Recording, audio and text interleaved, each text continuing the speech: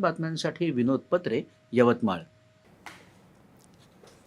जागतिक आरोग्य संघटनेनं आज एका क्रूझ जहाजावरील प्रादुर्भावाशी संबंधित हंता व्हायरसच्या 5 प्रकरणांची पुष्टी केली आहे, तर आणखी 3 प्रकरणं संशयित आहेत.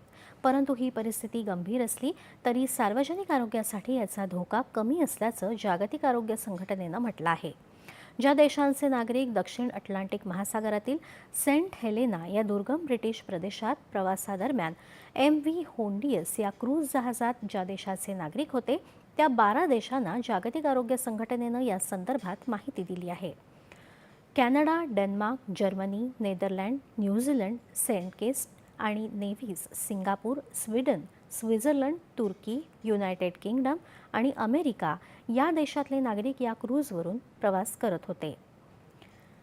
जर योग्य सार्वजनिक आरोग्य उपाययोजना जलद आणि प्रभावीपणे राबवल्या गेल्या तर हा उद्रेक मर्यादित राहील अशी अपेक्षा आहे, असं जागतिक आरोग्य संघटनेचे प्रमुख टेड्रोस घेब्रेयेसूस यांनी जिनिव्हा इथं एका पत्रकार परिषदेत सांगितलं आहे.